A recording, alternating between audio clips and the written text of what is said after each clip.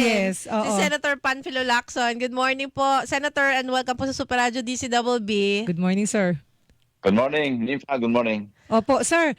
Sabi ko kanina, pinag-uusapan namin ni Isa ko nung una namin itatanong sa inyo, kako impeachment kasi napakaseryoso. Pero sir, bilang ito po itanong namin sa inyo tungkol dito sa maraming binapanood, maraming nag-aabang Marami nag-aabang na boxing. Torre versus Baste bout ngayon. Sir, bilang dating PNP chief, tama ho bang ganitong pinatulan? Meron talaga siyang mukhang totoong boxing match event? Yeah, hello, Isa. Yeah, hello, Isa. Alam mo, he already made this point. I'm referring to General Torre, no? Na tinanggap niya na yung hamon. Pinakita niya seryoso siya kasi nag-ensayo siya. At sa tingin ko ngayon, itong araw na ito, mukhang unnecessary, mukhang overkill na. Kasi alam naman natin, nasa abroad yung kalaban eh. So, yun lang ang aking masasabi, no? Pero maraming tao, nandito.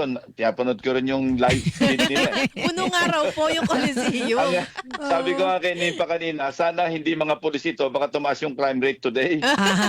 Kasi pag Pacquiao fight, walang crime eh. Oo. Baka yun iba. Ang problema nga, baka mga pulis itong nasa audience, karamihan, tataas naman yung crime rate. Yung kay Pacquiao, zero crime rate. Kasi pati yung mga potentially mga kriminal nanonood. Ito, baka naman samantalahin ng mga kriminal kung karamihan dito mga pulis. Nakita ko pa nga sa ringside si DILG Secretary John Vic Opo, nandyan daw po. nanonood, Kaya nga sir, di ba sir yung oras nila na sana ginugugol na lang sa pagtugon Sa ng ibang problema, bagay. nandun sila, pinatulan nila yung ano ba to sir, kalokohan ba to? Sa akin naman, kasi hinamon siya, ang point ko lang is okay na, he already made this point, na tinanggap, tapos pinakita niya, nag-ensayo, seryoso siya, hindi yung tanggap ng hamon na parang, parang wala lang. Hindi, ito talagang seryoso, naipakita na niya yun. Pero itong nangyayari ngayon, sa tingin ko lang, parang medyo overkill, kasi alam naman natin, hindi darating yung main event eh. Tsaka sir, Although, diba, I think he also wants to point out na mananalo siya rito by default. Ayun, anyway sir, so ayun, mananalo na nga by default, itataas na yung kamay niya. So sir, So anticlimactic yung resulta, di ba? tsaka sir, yung una pa lang hindi na talaga matutuloy dahil yung binigay na condition ni Mayor Baste na Medyo magpa-hair impossible. follicle test sila, ilang libo kayo na. Opo, kami. lahat. Lahat ng elected binilang ko nga eh. Alam mo, tinanong ko yung kaibigan natin, si Chat GPT. Opo. 18,320 pala kami lahat na elected officials. Hindi pa kasama doon yung mga barangay chairman saka mga kagawad. So ganun karami. Hindi mo naman ma-expect na bawat isa sa amin magpapa-hair follicle test. Yung 18,320. Yun na nga. So imposible demand yun. Alam na nating hindi mangyayari yun. Tsaka may right to refuse ang mga tao na magpa-hair follicle test eh. Anyway, Yung pa isa. At saka para isakripisyo yung hair follicle nila para mapanood lang nyo o kaya matuloy lang yung boxing between the chief PNP saka si acting mayor. Palagi ko hindi naman siguro mangyayari talaga. one way of saying, wag na natin ituloy yung laban. Pero Correct, yun nga po, correct. Senator Lacson, yung mga ganyang hamunan, dapat bang pinapatulan, lalong-lalo na kapag, alam naman po natin, tulad sa isang PNP chief, di ba? Marami mga problema din po sa bansa. Dapat ho ba pinapatulan pa yung mga ganyang hamon-hamon? Kanya-kanyang decision. Kung ako yung chief PNP, tinamon ng ganyan, ng isang mayor na alam ko naman wala sa lugar, hindi ko papatulan. Akala ko Pwede sasabihin kong ni sir. patulan, iharap ko sa kanya isang PO1 o isang pulis, isang patrolman siguro. Ayun, ibig sabihin, diyan ka sa level mo. Anyway, sir, yung sa impeachment po, ito, isa pang boxing, sir. May mangyayari bang boxing o wala sa Senado? Dahil po doon sa Supreme Court ruling, ang sabi, unconstitutional yung articles of impeachment na inakyat ng Kamara.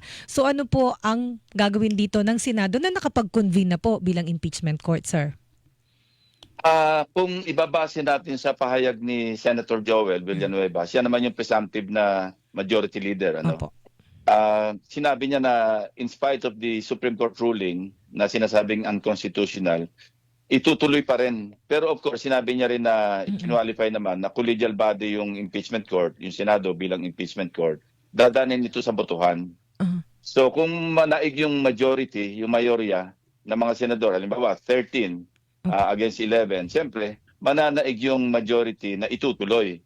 So, yon ang sa tingin ko, kung sakaling itutuloy pa rin namin, ito sarili ko tong opinion o pananaw.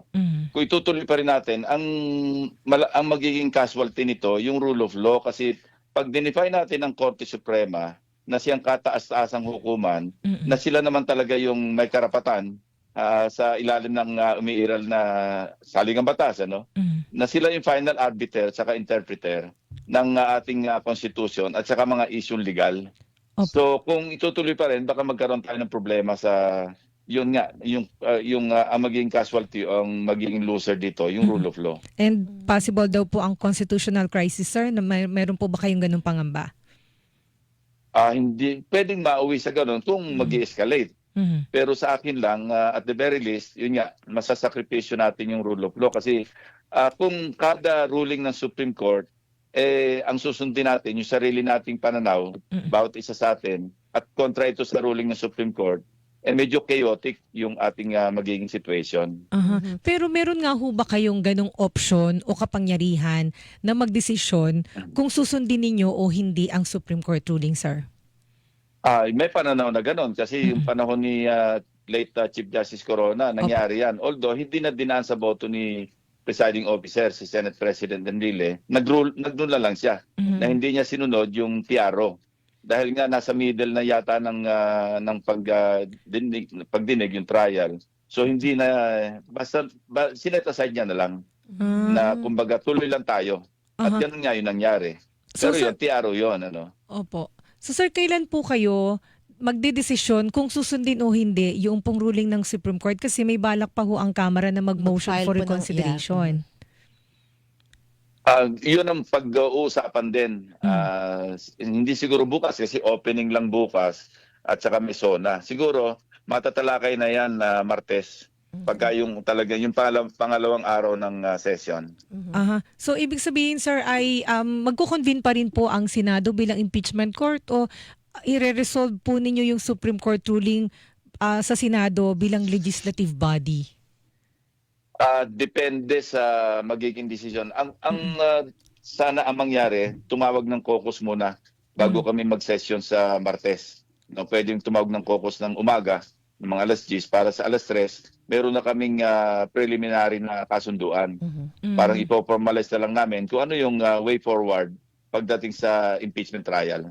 Opo, sir. Kasi may tatanong po si Isa. Kaya lang ipopurso ko lang po yung Senator Lacson. Kasi ang style ni Senate President Chis Escudero, ayaw niya yung caucus na closed door, kayo-kayo lang mag-uusap. Gusto niya po sa plenary ang debate ng lahat Kung para magka-open. marinig ng tao kung ano yung views ng bawat senador. Pwede rin yun. Call niya yun, pero of course, hindi naman na siya yung Senate President, siya yung presiding officer. Sa aking pananaw, mas maganda may prior consultation muna bago mag-plenaryo. Kasi hindi naman maiwasan yung plenaryo para ma-record. Kasi tama siya, ang caucus, talagang kami-kami lang yon. Pero para hindi na masyadong mahaba yung usapan sa plenaryo, pardon the word, para hindi na madugo ang debate, mas maganda yung meron ng preliminarily, meron ng parang kasunduan o consensus. Para pagdating sa floor, yung mga gusto mag-express ng kanilang dissenting opinions, express na lang, i-manifest na lang nila. At go through the motion of voting on a particular motion or pag-resolve ng isang issue. Pero sa inyo po, Senator Lacson, dahil po dito sa Supreme Court ruling na ito, dapat ho ba magbotohan na kaagad kayo kung susundin o hindi? O hintayin po muna ninyo yung motion for reconsideration at yung final ruling ng Supreme Court?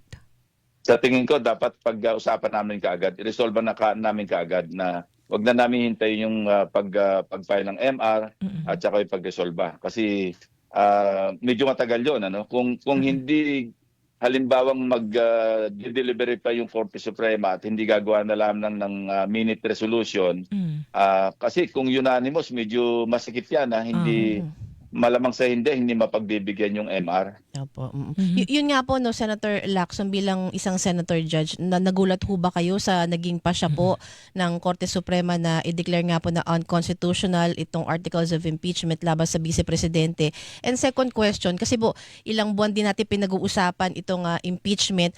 So naging tama rin ba yung desisyon ni Senate President Franz Escudero na maghinay-hinay muna sa preparation para sa paglilitis? Dahil ganito nga po, may ganito palang desisyon yung Korte Suprema.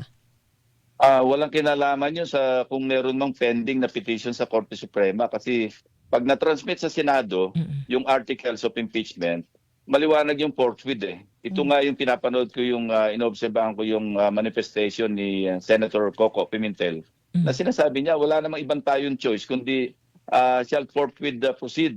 So with the trial. So dapat pagkatanggap talagang kinonvene at saka nag-trial kaagad. Wala nang pasubali. Ngayon, kung i-stop ng Korte Suprema, and sa aking, hindi sa aking pananaw, tanong ko sa mga abogado, kung sakali nangyari yon noong February 5, noong pagkatanggap, na-refer sa Committee on Rules dahil magbe-break naman for election period. Baka iba naman yung decision ng Supreme Court kasi ongoing na yung trial. Sir, dito po sa desisyon ng Supreme Court, hindi ho ba na emasculate kumbaga ang Senate? Kasi 'di ba nga po nasa Supreme Court lagi niyo po pino-point out na nasa Senate yung utos ng Supreme Court na trials yung trial dapat forthwith mag-start, tapos ang Senado talaga sa proseso ang sasagawa ng impeachment trial. Pero naka-acquire na rin ho ng jurisdiction ng Senado, naging impeachment court na nga, pero ito po naglabas pa rin ng ruling ang Supreme Court. Actually, collateral lang yung Senado kasi ang pinatutungkulan ng Korte Suprema rito sa unconstitutional yung ginawa, yung House of Representatives. Ano? Ang observation ko lang, base na rin sa pakipag-usap ko sa ibang lawyers, medyo pati yung, kasi alam naman natin, di ba, maliwanag naman, dalawa yung modes ng kung paano matransmit yung articles of impeachment. Opo. Yung isa, nagre-require talaga ng due process kasi inirefer sa Committee on Justice. At magkakaroon ng pagdinig, yun yung right ng impeachable official o yung nasa sakdal para madinig yung kanyang panig. Nasa ganon, pagka na-submit ito sa plenaryo para pagbotohan at makakuha ng at least 1/3, meron ng informed decision, yung mga miyembro ng House of Representatives kung makakakuha ng 1/3 or hindi. Pero ang yung isang mode naman, ito yung fast break, Yung na Bicol nasa Express. Constitution din, ano, yung Article 11, Section 3, Paragraph 4. Nakasaad naman doon, kapag ang verified complaint ipinail ng at least 1/3 ng mga members ng House, hindi na kailangan yung due process. Parang nawe-waive na yung due process at ito'y tuloy-tuloy na itatransmit kasi after all, nasatisfy na yung requirement ng saligang batas patungkol doon sa impeachment na tuloy-tuloy na sa Senate. So, kung pati yun na ibig sabihin natamaan doon sa ruling ng Korte Suprema at mukhang natamaan nga, sa mga susunod na mga pangyayari, mga impeachment complaint na iahain sa House, kung nasakop yun, nawala na yung parang effectively na-amendahan o na-amend yung provision na yon na isang mode para nabaliwala yon. Doon may problema. So siguro sa MR, pwede lang i-raise yun na sa ganon, baka sakaling makorek yung ganong sabihin ng, yung sabi nga na ibang mga legal observers na flaw sa ruling. So parang nagdagdag ang Supreme Court ng panibagong requirement bago pumaakyat sa Senate ang articles of impeachment. Hindi bagong requirement, kundi na-extend yung requirement para nasakop yung, kasi sa paragraph 2, nandoon yung talaga may due process kasi magkakaroon ng hearing eh. Pero sa isang mode, under paragraph 4, yun yung waive yung right to be heard kasi nga, nandyan na yung 1/3 eh. At yun, nasa Constitution yun. Hindi yun nasa impeachment rules lang, kundi nasa Constitution mismo. Na hindi na kailangan yung, kasi hindi na nirefer sa Committee on Justice kasi nakakuha na agad ng 1/3 eh. In-endorse na at yung 1/3 na yun, at least 1/3, ang nag-file parang yung impeachment complaint yun na yung 1/3, nag-constitute na ng articles of impeachment. So bakit dadampas sa Committee on Justice kung constituted na yung, kung meron nang na-form na articles of impeachment. Ayun. So, para po, so ibig sabihin, sir, yung sa Supreme Court ruling kasi, so ito yung sabi ng Supreme Court, unconstitutional ito kasi hindi nagkaroon ng due process, na ibig sabihin, dapat daw nagkaroon muna ng deliberasyon o ng mga pagdinig, which is yung, tama ho ba? Hindi na yung kailangan kasi nga po, meron ng articles of impeachment na actually signed by 216 congressmen. So akyat na sa Senado yun, Senado na ang magtatrial. Correct. Oh. Tama yun na Nimpa. Kung ni-refer sa Committee on Justice at hindi nagkaroon ng due process, tama yung Korte Suprema. Kasi yun yung paragraph 2 na magkaroon ng pagdinig. Pero dahil nga ang ruling is hindi nagkaroon ng due process, baka doon magkaroon ng problema. Dahil yun nga, parang deemed waive yung due process dahil nga yung articles of impeachment naandun na sa noong final na ng at least 1/3 ng House, ng members ng House. So yon, ang isang usapin pa rito, pasinguhimay natin, ang mag-i-initiate kasi ng one-year bar rule, pagka once na ma-refer ito sa Committee on Justice. In this case, hindi nagkaroon ng referral. Pero sa pananaw naman ng Korte Suprema, parang deliberately dinelay ng Secretary General, kaya hindi na-refer sa Committee on Justice. Parang deliberate, para sinadya, kaya hindi nagkaroon ng referral sa Committee on Justice. Na hindi, yun ang trigger, magse-set in na yung one-year bar rule. Was na referred. Doon na bibilang Pag halimbawa, yung Articles 1, 2, 3, kung in-refer ito ng House, ng Speaker, sa Committee on Justice, doon na magbibilang ng 1 year. May 1 year ban na yon. Opo. So nagkadugtong-dugtong, sinabi na nag-set in yung 1 year ban dahil tapos invalid na nga yung 4, yung ibang articles kasi nga nag-set in na yung 1 year bar rule. Opo.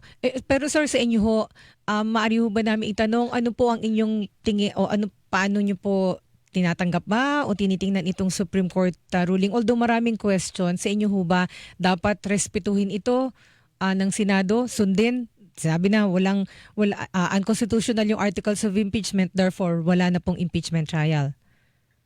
Well, we may disagree with the Supreme Court ruling all we want, pero ang bottom line, sundin natin ang Korte Suprema. Kasi maging chaotic ang sitwasyon natin sa usaping legal kung hindi natin igagalang at susundin ang ruling ng Korte Suprema. Kasi kaisa-isang court yan na highest, Supreme Court yan kaya nga Supreme Kung ano sabihin nila, yun na yun. Ito sir, paano po sasagutin halimbawa ng Senado yung mga batikos? Kasi po, although sinabi nyo nga po na yung sa Supreme Court ruling, ang napulaan po dito talaga Kamara yung proseso nila sa Kamara. Pero at the end of the day, sir, ang Senado nga hanapan ng tao na, tatanungin ng tao, bakit walang impeachment trial? At least yung mga anti-Duterte siguro, yung mga naghihintay ng trial. Ayun sir, sa Senado aabangan po ng mga tao kasi kung ano yung decision kung magta-trial o hindi. So paano po yan sasagutin o pananagutan ng Senado kapag po wala namang nangyaring impeachment trial? Susugan ko rin po yan, Senator Lacson, kasi sinabi po ni dating Supreme Court Justice Adolf Ascuna, ito babasahin ko na quote and quote, "I respectfully submit the people's unwavering demand for accountability now will be served and the trial in the Senate can still and finally proceed forthwith." Mabuti rin na pag-uusapan namin, pagbotohan namin kung itutuloy yung trial o hindi para maliwanag yung position ng bawat isa sa amin.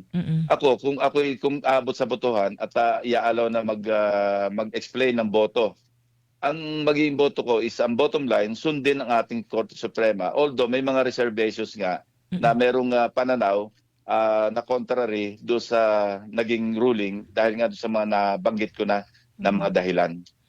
So sir, pwede po ninyong pagbotohan o pag-usapan ay number 1, kung magta-trial o hindi at kung datanggapin o hindi yung sa Supreme Court ruling, at pangalawa ay kung kailan po kayo magde-decide kasi may possibility po na magpa-file ng motion for reconsideration ng Kamara.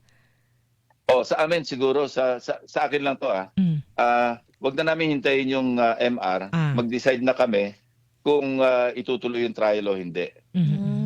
Kung itutuloy yung trial, kasi sinabi ng Korte Suprema, parang effectively, walang jurisdiction na yung Senate kasi it's as if invalid yung articles of impeachment. So ano yung jurisdiction ng Senado? Mhm. So kung itutuloy pa rin namin yung trial na i-contend namin, sabihin namin na hindi, may jurisdiction na kasi nga nagsimula na nga. Opo. So dalawang schools of thought, kailangan ito, dapat talaga ikonsulta na din namin sa mga mas nakakaalam sa batas kung ano yung aming dapat gawin para mag-guide kami individually Opo. do sa aming boto. Pero ako, formed na yung decision ko tapos na Tapos Kasi sa akin, ang pinaka-bottom line, respetuhin natin ang ruling ng Supreme Court. Otherwise, ang casualty, yung rule of law sa ating bansa.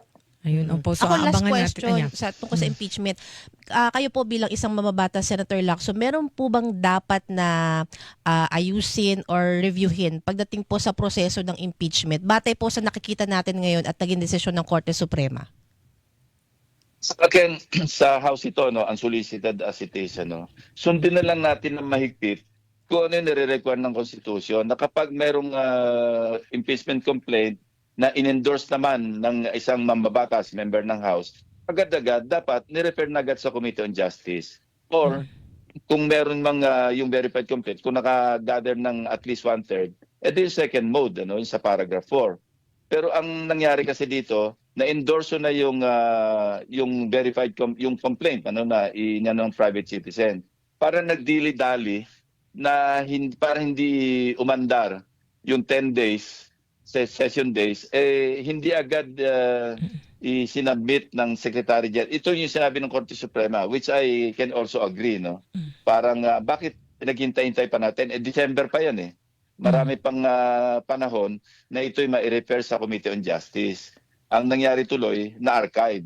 So yun yung parang sa pananaw ng Korte Suprema, parang hindi kanais-nais yung delay, parang deliberate. Opo. Na dinelay para hindi umandar yung 1-year bar rule. Ito pala sir, kung walang trial, yung mga issue laban sa Vice President, specifically po yung tungkol sa confidential funds, anong paraan para po yun mabungkal? Pwede ba yun sir ungkatin budget deliberation? So although wala nang confidential funds this year, tsaka nung last year dahil nga sa issue.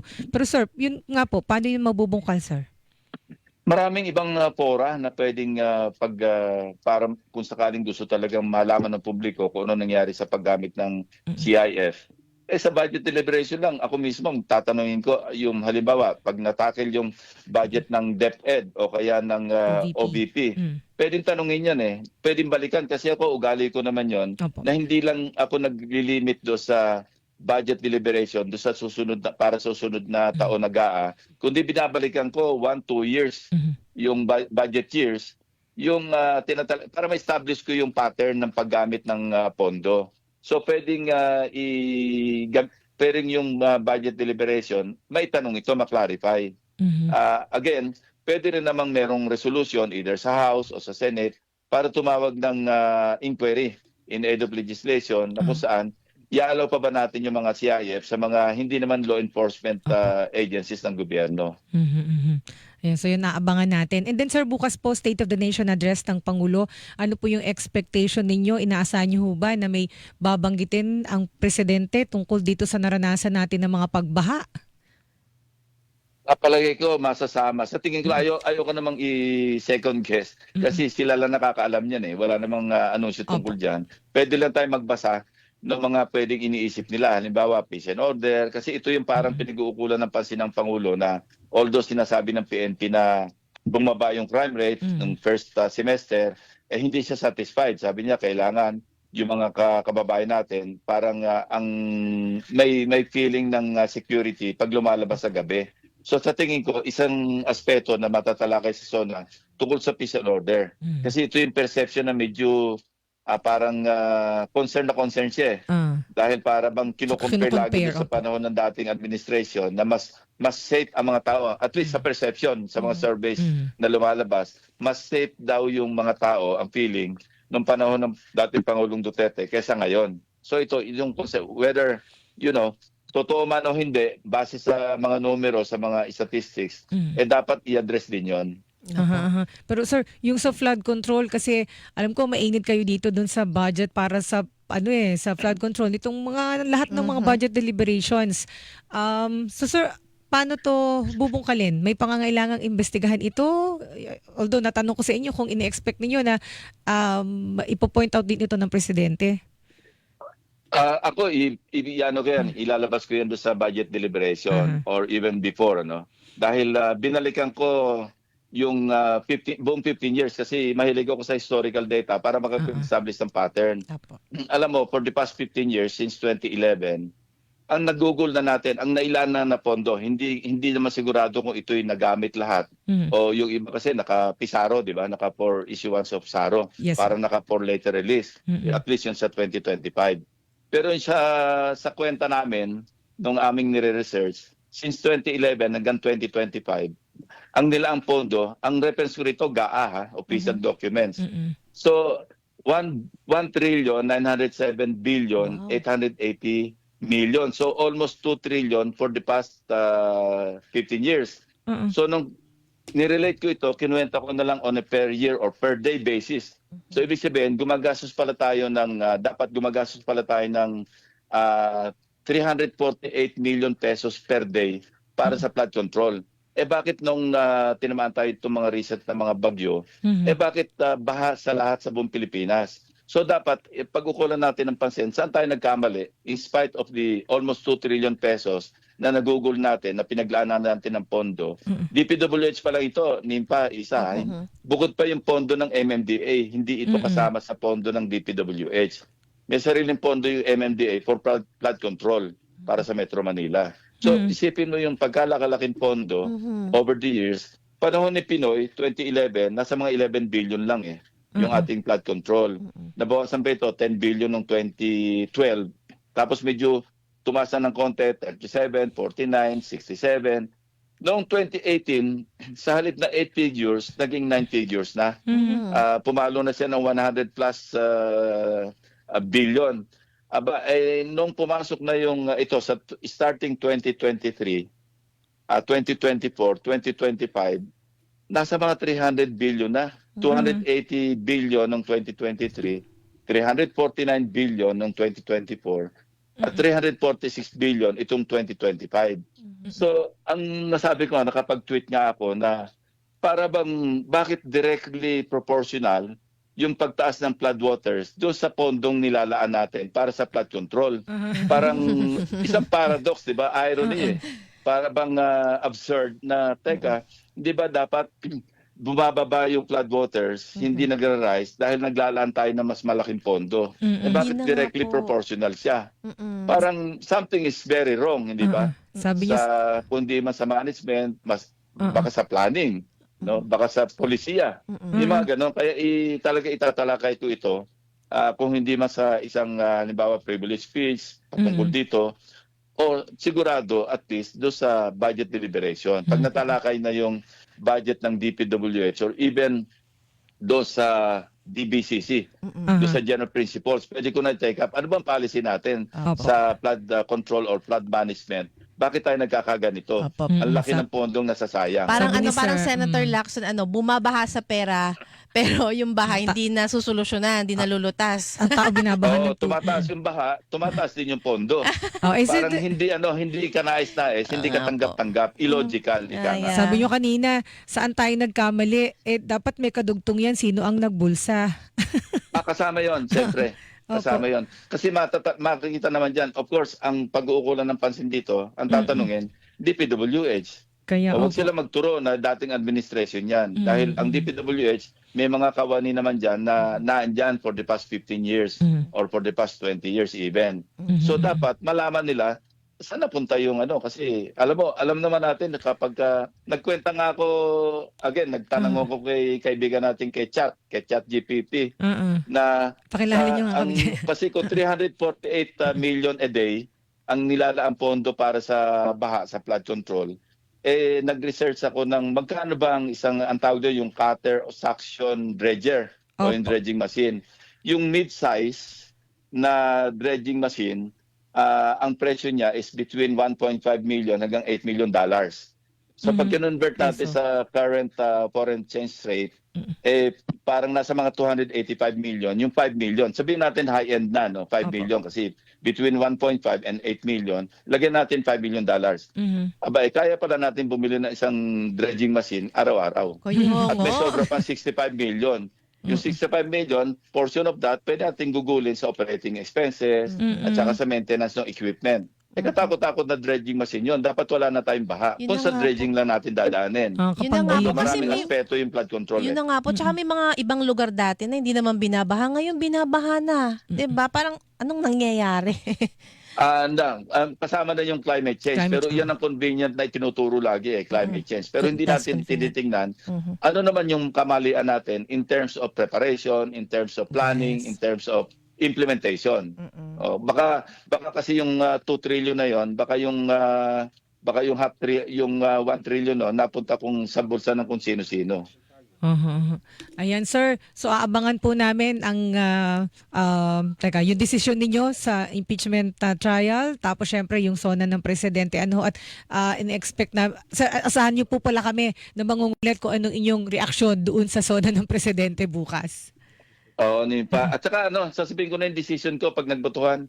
Ang Opo. iboboto ko doon, magdi-dissenting vote ako doon sa ituloy yung trial. Kasi ang pananaw ko, dapat igalang yung ruling ng Supreme Court. Ayun. At i-explain ko kung bakit no yung aking boto na ituloy pa rin yung trial. Ayan. Sir, sorry meron kayo sa ngayon, may headcount kayo kung ano yung mananalong boto doon, kung tutuloy nyo o hindi ang trial? Wala naman. Wala akong nakakausap sa aking mga kasamaan. Ang pinagbabasehan ko lang yung mga media statement ng aking mga kasamaan. Tulad ni Senator Villanueva, di ba sinabi niya kailangan magtuloy pa rin yung trial. Yung iba nag-express din ng ganon, sina Senator Bamakino, etc. So hindi ako nagbibilang sa akin.